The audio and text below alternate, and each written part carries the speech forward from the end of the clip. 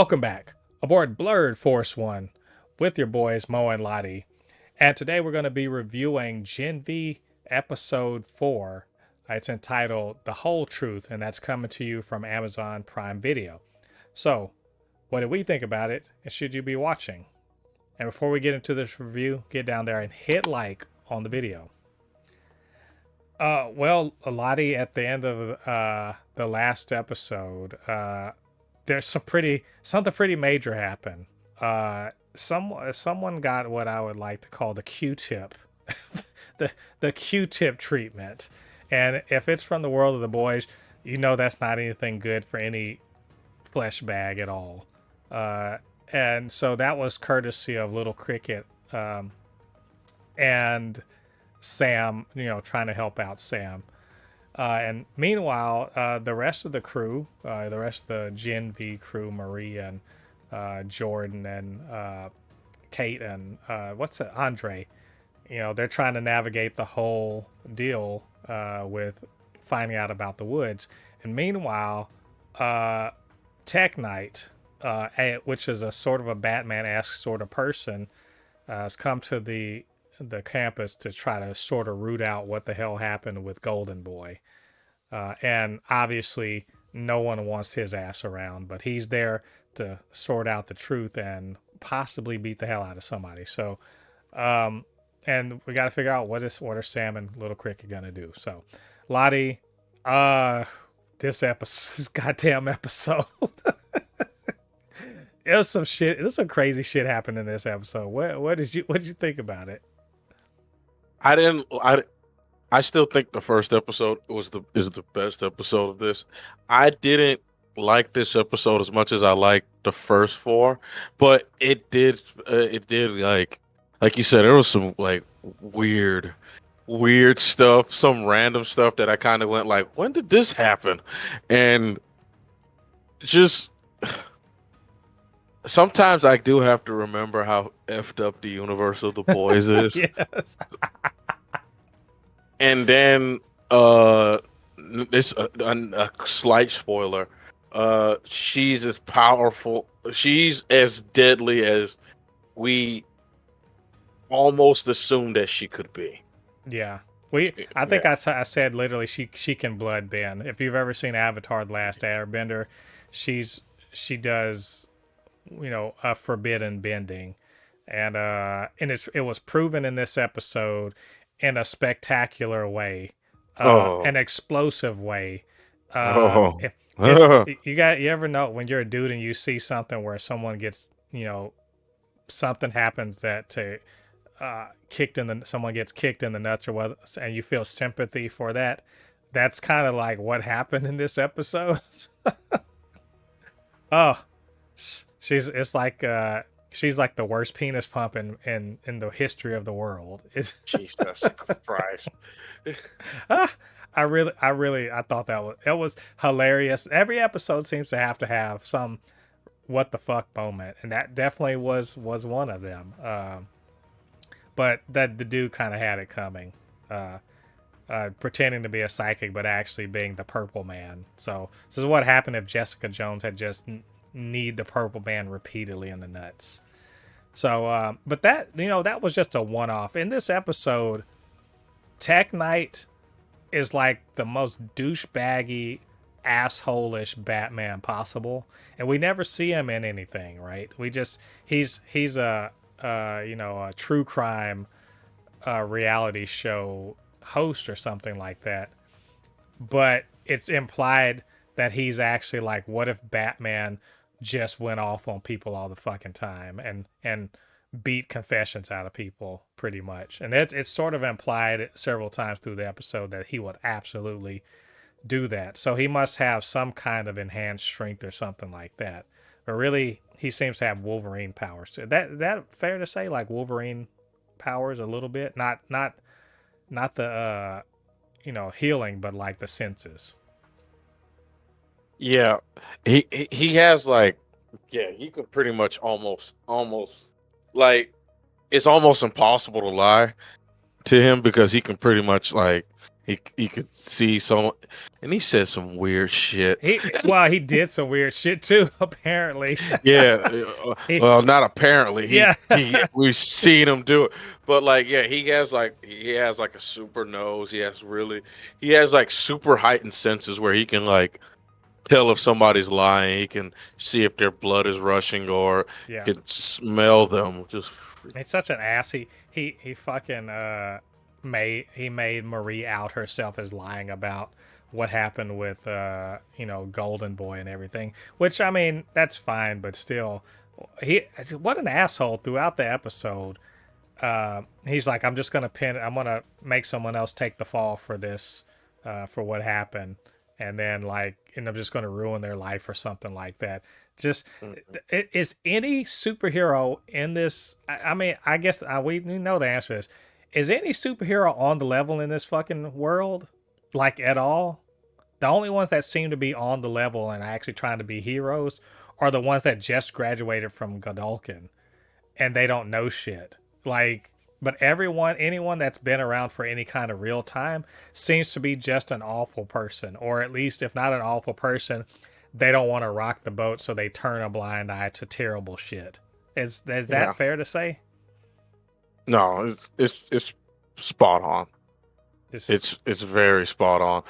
Even like some of the main characters, I even see how like even though they are quote unquote good characters, I can still see how they may not be the best of people. Like they're like you can tell that none of the characters in this show are what's her name, Starlight.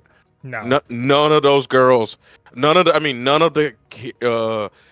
characters of the show, none of them are Starlight. Like they're not going to be like this person that truly is a hero because they want to save and help people. You know right. what I mean? The closest maybe is Marie and Emma for their own reasons, but yeah, that's true. Speaking of Emma, I look, her and Sam, they're cute as fuck.